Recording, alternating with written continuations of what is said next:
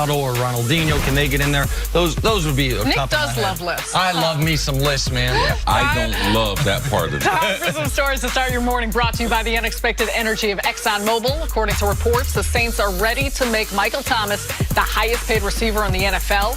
Since entering the league, he has had at least 90 catches in all 3 seasons. CC, what makes Thomas so effective?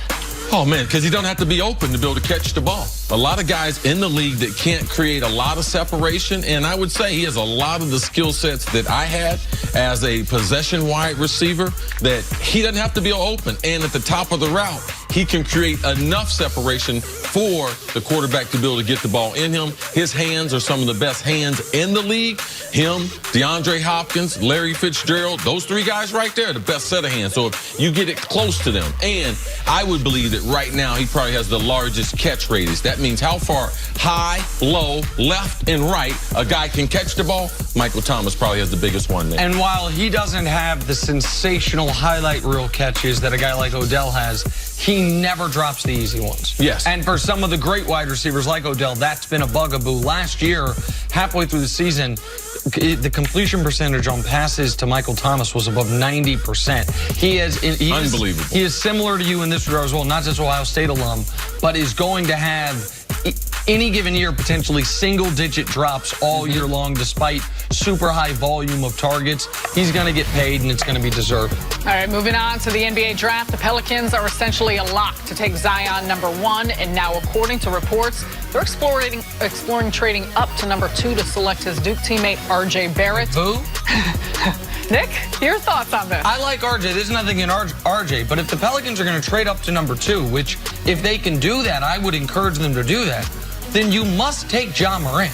Ja Morant would be the #1 pick in 4 out of 10 NBA drafts, just not this year with Zion Williamson. So if you want to move up, you don't move up because RJ and Zion played together and they're roommates and they're friends. You move up from 4 to 2 to get the next best player available to come away from this draft haul with a bounty unlike anything in recent memory, getting Zion and Ja, not to take the 3rd best player in the draft. What I like to hear, though, they must have a great evaluation on RJ Barrett. And there are some connective things as far as them. It's not that they're just roommates. They are best friends on and off the basketball court. In their very, very short careers, they have a lot of trust in one another. So, no, I probably wouldn't I wouldn't draft him over Ja. But it talks about if these 2 guys were able to proceed in their career together, there could be great potential. So I could see David Griffin seeing that. And there must be some smoke to this because all of a sudden the Knicks are working out Darius Garland. The Knicks have the 3 pick.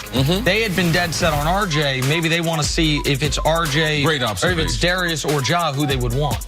On to the Rockets. According to reports from friend of the show Vincent Goodwill, Chris Paul has demanded a trade from Houston, and his relationship with James Harden is unsalvageable. Vince will be back here to break it down in about 25 minutes. But Nick, what's your reaction to all of this? This was a boom or bust move when you trade for Chris Paul, when you give him the max contract. The boom is win a championship. They almost did 2 years ago. They were in the running for it again last year. The bust is where we are right now. Now, I disagree with whomever told Vince that it's unsalvageable. I think it is salvageable, and I think given what's happened with Golden State and given the very cool trade market for Chris Paul, the Rockets are going to return all 5 starters next year and try to reboot it at least 1 more season.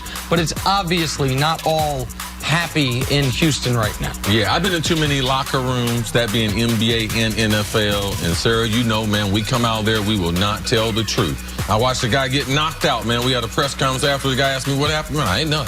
Man, I wasn't in the locker room there. I didn't see that. Wasn't no fighting there. Wasn't no ruckus going on. No, bro. That's what we do. We cover up for it. I believe that the situation is real. And the reason why I believe in that is because, man, Goodwill, his mom from Detroit, she didn't raise no liar. Now, the dad, but the mom raised a good, truthful son. So, there's no chance Vinny's I believe lying. in the report. It's question whether or not the Lakers chaos. But I'm going to do this. I'm going to give Rob Pelinka the opportunity to have a clean slate, as if I didn't know anything. Magic quit, whatever's going on with him. I can't continue go on with the Jenny bus, because I've known about Jenny bus since I was a kid. My brother was drafted by the Lakers. I know the famous father. There's no way I expect her to live up to the expectation of the dad, but who could?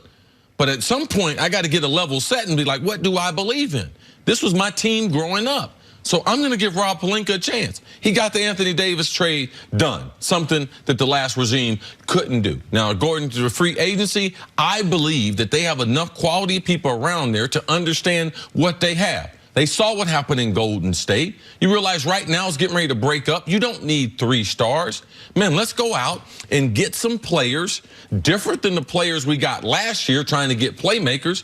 Let's get some guys who can distribute the basketball, shoot it, especially guards. We need some guard help immediately. Let's not be consumed with trying to get that max player. And I do believe that they can get it done because this is not that difficult. LeBron's done this a couple times in Miami. That first year, that roster, they didn't have the flexibility. 4th leading scorer was Udonis Haslem. Yeah, they didn't have the flexibility. When he got to Cleveland, people could also see the LeBron train was on a runaway. Hey, man, I'll go there for less. So he started getting players to build it. And right now, I believe that players see in year 17, LeBron's going to win him a chip in the next 2 years, and they're going to try to be in L.A. and willing to sacrifice the resources to be on that basketball team. And since you extended that courtesy to Rob Pelinka, Rob's going to set you up with a dinner with Heath Ledger to pay back the courtesy. So I cannot assign the same level of confidence to Rob Pelinka. I'm not giving him confidence. But you're I didn't say that. Slate. You're not going to hold the previous moves against him. What else are we going to do? That's fair. No, that's fair. But if the Lakers get a max guy, it will take some very interesting, fancy cat mechanics. And that does take some savvy. That takes some savvy on knowing the CBA, understanding the order of operations you have to do. So someone in the front office will really know what they're doing if they're able to do it. But the recruiting will be the power of LeBron and Anthony Davis. If they get Kyrie, he's buddies with Anthony Davis. He and LeBron reconciled, and Kyrie will be saying, I want to do what I know works. If they get Kimba, it will be because Kimba Walker understandably is like, man, I've been the best player on every team I've ever been on. Since I left UConn, we haven't been able to compete for anything other than a 7 seed. I've been breaking my head against the wall to try to get to 42 wins. Let me go make my life easier, compete deep into the playoffs, and see what that's like. Yeah, the greatest basketball player, Michael Jordan, couldn't do it for me. So the second greatest is LeBron James. He'll get him a championship. Or maybe Michael will go into the luxury tax for the first time in the history of his ownership and actually keep Kimba Walker. But that's neither here nor there. So those are the obvious moves. Where I have trepidation is if one of those obvious moves does not come through, because a lot of the smart people I read on the internet, a lot of the analytics people, a lot of the really good minds writing about basketball have made the case this week that the Lakers are actually better off with players A, B, C, depth, shooting, defense, than another superstar. And I can listen to that argument. The concern is if you don't get the superstar, will Lakers management be able to execute players A, B, C, or are you going to get Z, Y, X, and it's Lance Stevenson 2.0, JaVale McGee 2.0, and that disaster? So if you were to tell me, behind door number 1 is Kyrie Irving, behind door number 2 is Kimba Walker, and behind door number 3 is Terrence Ross, Darren Collison, and Patrick Beverly, I'm interested in all 3 doors. But if you're telling me door 1 is Kyrie, door 2 is Kimba, door 3 is Boogie Cousins on a bit of an overpay, and guys Jimmy Butler. Well, Jimmy Butler I don't think they could get, but guys that don't fit as well, then I have a little more trepidation. And so this is where Rob Pelinka can prove Magic was the problem. The problem wasn't me. I was screaming from the mountaintops, we need shooting, and Magic was saying, nope, I watched the finals, and you know what, those Golden State Warriors don't shoot threes. I don't know what he was watching, but whatever it was. And so it is, I have more faith in Rob Pelinka than I did 2 weeks ago, but not enough faith right now to say if they strike out on the obvious, and I left out Kawhi. Kawhi's obviously an obvious. If they strike out on one of those guys, are you going to be able to use the $28 to $30-ish million you have effectively for this year and the next year and the year after that? Does it change the dynamic? Because you mentioned last season and some of the questionable signings of those role players. It didn't fit the mold of how LeBron typically played. They did not surround him with shooters. You now are not only heading into a season where you need to fill up the roster, but also you've got a new coach with an entirely new staff. See, how does the approach for Pelinka change? How does all of this, if you strike out on the obvious choices and you're feeling some of these complementary roles, how much does the style of play, the personnel, how much does Pelinka need to weigh into that factor of the type of personnel that they actually need to help LeBron and AD through? Well, I believe it comes very important, the communication.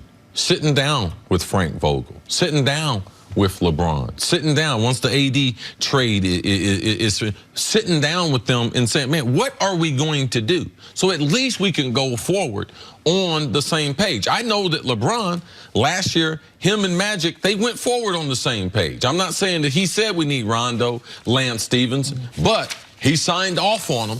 And the only way you can be able to win, being right or being wrong, is everyone being on the same page, how we're going to play, how they're going to utilize LeBron and AD, and what does the bench look like. I believe that this offseason and training camp for LeBron, I believe this is the most important training camp for him, coming off that injury and having all these new pieces added to the team. When my pal Daryl Morey was talking to anyone who would listen yesterday, saying that things with Houston are just fine, one of the things he said was he was on a group FaceTime with Harden and Chris Paul recently. That part was relevant to his side of things. To the Lakers side of things, what were they doing on a group FaceTime? Daryl said they were discussing 50 potential free agents, gauging their interest on how they could play with those guys.